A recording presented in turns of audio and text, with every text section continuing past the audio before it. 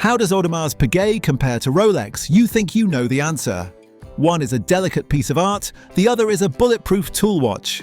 But what if I told you the brand you buy for its reliability is secretly facing a technical crisis, and the brand you buy for its art has better marketing? The truth is not what you expect. If you value the real story behind the luxury, do us a favor. Like this video, subscribe to the channel, and hit the notification bell. Let's get into it. The comparison between Audemars Piguet and Rolex isn't about which is better. It's a fundamental choice between two opposing philosophies, art versus engineering. And that entire conflict starts with a surprising truth about who owns them. You probably think AP is the small independent artisan and Rolex is the giant faceless corporation. The reality is far more interesting. Audemars Piguet is the oldest watchmaker still owned by its founding families. This structure allows them to prioritize a long-term artistic vision over short-term profits. They answer to no shareholders, giving them the creative freedom to take risks. Rolex, on the other hand, isn't a public company at all. Since 1960, Rolex has been owned by a private trust, the Hans Wilsdorf Foundation. The founder, Hans Wilsdorf, had no heirs and transferred his 100% ownership to the foundation to ensure the brand could never be sold. This makes Rolex effectively a non-profit organization. Its profits are reinvested back into the company or go to charity. Rolex is immune to the pressure of quarterly earnings reports. This is the central paradox. AP's family ownership allows it to pursue art. Rolex's foundation ownership allows it to pursue eternity. This leads to the second surprise, the disconnect between how many watches they make and how hard they are to buy. The numbers are staggering. Rolex produces an estimated 1.24 million watches a year. Audemars Piguet produces only about 50,000. That means Rolex makes at least 23 times more watches than AP. Logic says a Rolex should be 23 times easier to buy. It's not. This reveals the difference between real exclusivity and engineered scarcity. AP's exclusivity is real. They simply cannot mass-produce watches that require so much hand finishing. Rolex's scarcity is a masterful and cynical marketing strategy.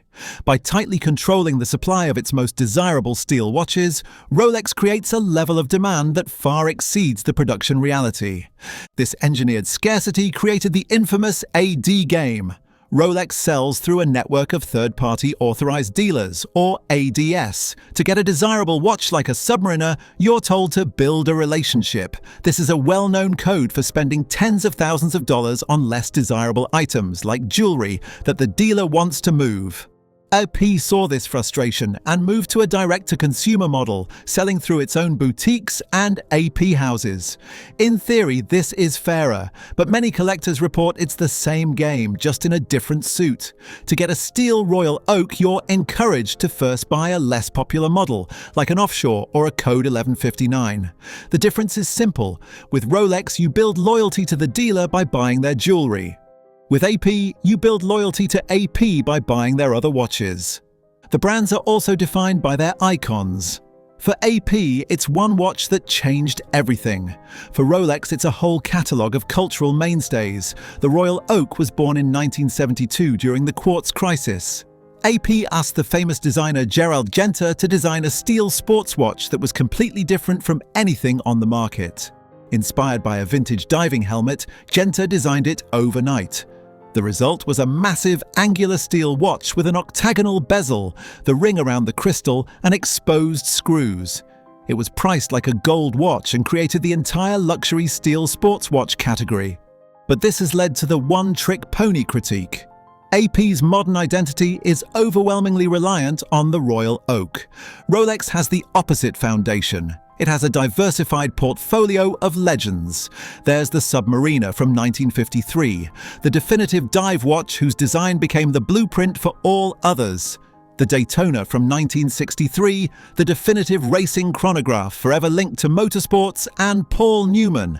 And the Datejust from 1945, the first automatic chronometer with a date window which became a global symbol of success. The takeaway is this: an Audemars Piguet signals you're a watch connoisseur. A Rolex signals you've succeeded. But the most profound differences are hidden inside the case. A piece movements are mechanical art, meant to be seen through sapphire casebacks. Their value is in the hand finishing. This includes techniques like anglage, where a craftsman manually files sharp edges to a polished 45-degree angle. Then there's poly noir, or black polishing, one of the most difficult techniques, where a part is hand-polished until it's so flat it looks perfectly black from most angles. The ultimate proof of this handwork is the internal angle, a sharp V-shaped corner where two polished edges meet. A machine can't do this. It always leaves a rounded edge. Only a human hand with a file can create that perfect, sharp corner. This artistry is why a single AP watch can take between 30 and 99 hours to complete. Rolex movements are mechanical engines designed to run forever, not to be seen. That's why nearly all Rolex watches have a solid steel caseback. The finishing is high quality, but it's industrial and functional, not artisanal. Rolex's entire focus is performance, embodied by its superlative chronometer standard. The movement is first certified by an independent body to run between -4 and +6 seconds per day. Then Rolex puts it in the case and does a second round of tests, guaranteeing the fully assembled watch to a stricter standard of -2 to +2 seconds per day. This industrial focus is why a Rolex is estimated to take only 3 to 6 hours to complete. And this brings us to the most shocking discovery of all. The Rolex is the tank, the workhorse you can wear every day without worry. The AP is the delicate art piece, but the surprising reality is that Rolex is currently facing a widespread and officially unacknowledged technical crisis with its new generation 32 series calibers. For years, owners on major watch forums have reported that their new Submariners and GMT Masters run perfectly for a year or two, then suddenly start losing 20, 30 or even 50 seconds a day, completely failing the -2/+2 promise. Watchmakers believe the issue is a rapid loss of amplitude, the swing of the balance wheel, likely caused by a design flaw in the new escapement or a problem with new lubricants. What makes this a crisis is the silence. Major watch publications have been criticized for not reporting on it, and owners report that even after service, the problem sometimes returns. This is the ultimate paradox. The brand you buy for bulletproof reliability is the one with the hidden systemic flaw. The brand you buy for its delicate art simply remains a delicate piece of art. The brand's approach to innovation is just as different, especially when it comes to the steel they use. Audemars Piguet, like almost every other brand, uses industry-standard 316L stainless steel. Rolex is one of the only brands in the world to exclusively use 904L stainless steel, which it calls oyster steel. 904L contains more chromium and nickel, making it far more resistant to corrosion from salt water and sweat. It's also harder and polishes to a brighter, whiter shine. Think about that. The mass-market Rolex uses a more exotic, expensive and harder to machine steel than the haute horlogerie AP. AP innovates for aesthetics, pioneering materials like forged carbon and advanced ceramics. Rolex innovates for invincibility, creating proprietary materials like scratch-proof Cerachrome for its bezels and anti-magnetic Parachrome for its hairsprings. Finally, let's talk about money. This is not financial advice, just an analysis of the market. The barrier to entry is completely different.